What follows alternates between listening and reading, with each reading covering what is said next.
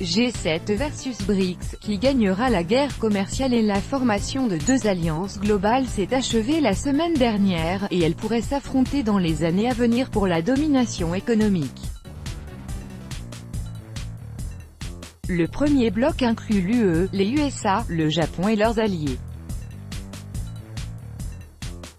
Le second, les plus grandes économies émergentes qui ont l'intention de mettre un terme à l'ordre mondial unipolaire. Pourquoi d'autres scénarios n'ont pas eu lieu? Les pays des BRICS, Brésil, Russie, Inde, Chine, Afrique du Sud, ne trouvent pas que les guerres commerciales sont un grand problème. Du moins, à en juger par les documents du sommet de la semaine dernière. La déclaration de Johannesburg contient 102 points, dont seulement 4 sont consacrés au commerce international. Sachant qu'il ne mentionne ni les USA, ni Donald Trump. En revanche, il stipule que tous les différends commerciaux doivent être réglés uniquement par le biais de l'Organisation mondiale du commerce, OMC. Cependant, les déclarations faites par les politiciens à la veille et pendant le sommet apportent une image quelque peu différente. L'immense problème de la communauté internationale est la lutte contre l'ordre mondial unipolaire. Les pays des BRICS sont responsables de la formation d'une position commune pour frapper ensemble contre l'ordre mondial unipolaire, a noté le ministre chinois des Affaires étrangères Wang Yi à la veille du sommet. Son homologue indienne Sushma Swaraj a souligné que les BRICS n'étaient pas opposés à un État concret.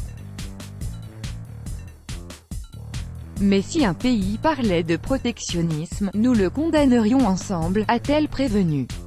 Le président chinois Xi Jinping a appelé à « créer une économie mondiale ouverte » et à « s'opposer à la politique d'unilatéralisme et du protectionnisme ». Il n'est pas à douter que la coordination des efforts pour faire face à la politique commerciale de Donald Trump a également été soulevée pendant l'entretien à huis clos du dirigeant chinois avec Vladimir Poutine en marge du sommet des BRICS. La Chine et la Russie se sont retrouvés parmi les pays les plus touchés par les agissements de l'administration américaine actuelle.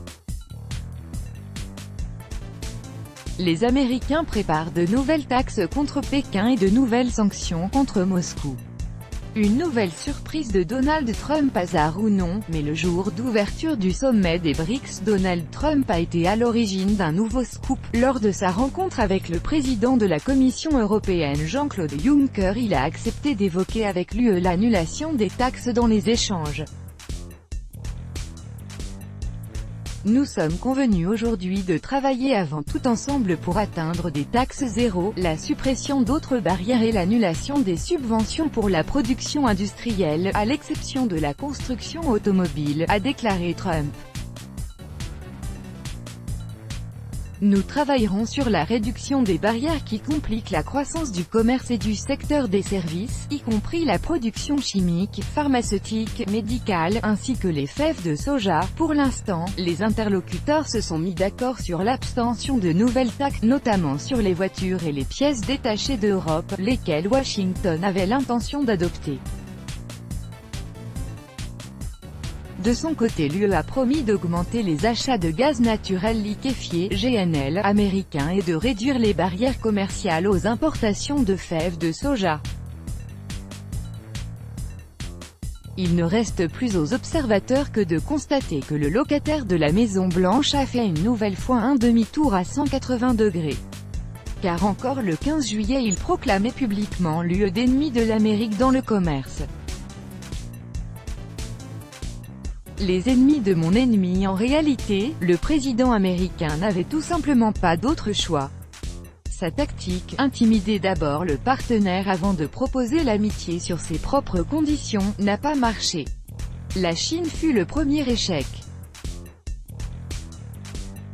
Au printemps, Washington a annoncé des taxes records sur des produits chinois, avant d'entamer les négociations avec Pékin.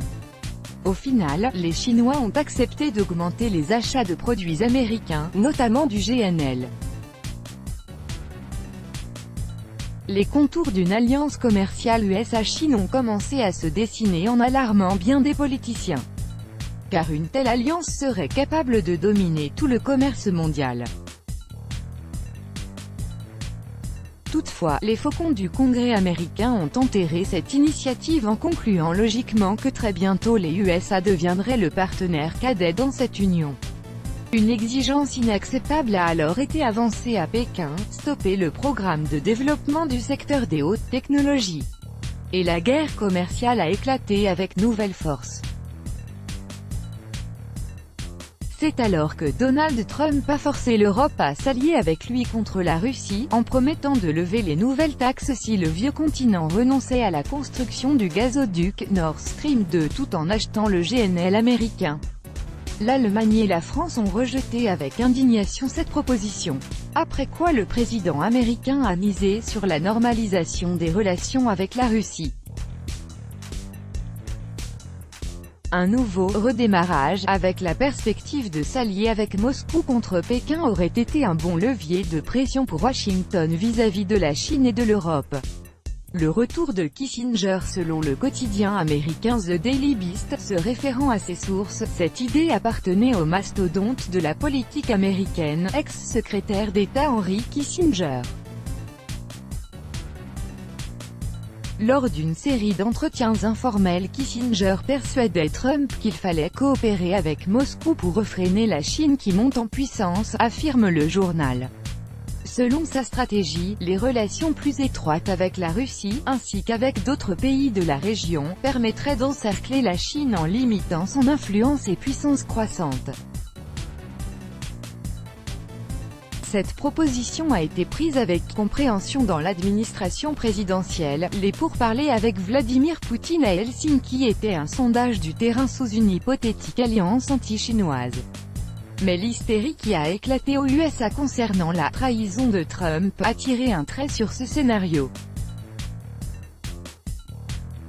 Au final, il ne restait rien d'autre au président américain que de revenir au rétablissement de l'amitié avec l'Europe sous le slogan du refrénement de la Chine et de la Russie.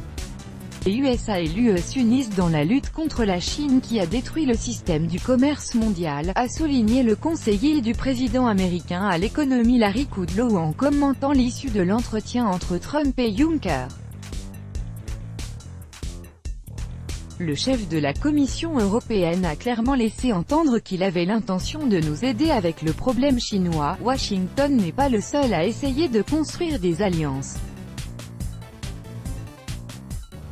Début juillet, la Chine a appelé l'UE aux démarches conjointes au sein de l'OMC contre la politique commerciale de Donald Trump.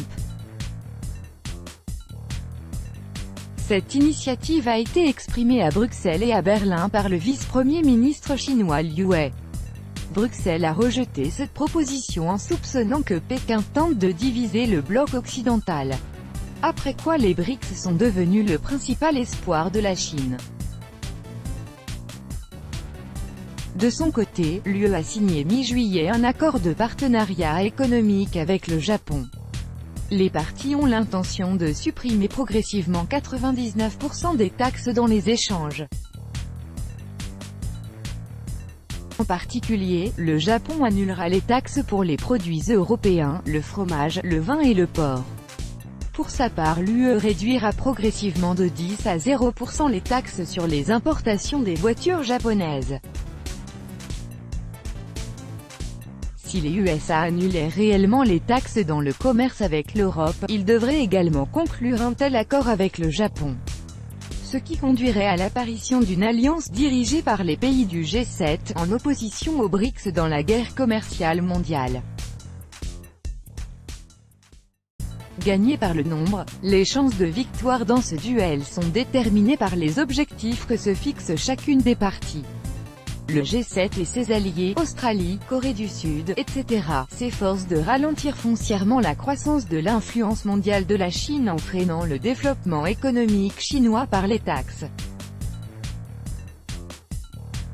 Dans le même temps, ils cherchent à stimuler leur propre économie en levant les barrières dans le commerce entre les alliés. Le but final de ce groupe a été formulé par Donald Trump pendant le sommet du G7 au Québec: « Nous devons diriger le monde. Les objectifs des BRICS avec leurs alliés sont bien plus modestes et donc plus réalistes, devenir suffisamment forts pour ne pas jouer selon les règles imposées par les pays occidentaux. Le principal avantage du G7 est technologique. Mais l'écart pourrait se réduire considérablement après la mise en œuvre de la stratégie chinoise Made in China 2025 visant à développer le secteur des hautes technologies. D'un autre côté, l'Alliance des pays émergents attire constamment de nouveaux partenaires. À noter que les présidents de la Turquie, de l'Argentine et de plusieurs pays d'Afrique étaient présents en tant qu'invités au sommet des BRICS à Johannesburg. Le nombre d'adeptes de l'Alliance ne cesse de grandir, et les guerres commerciales ne peuvent pas l'empêcher.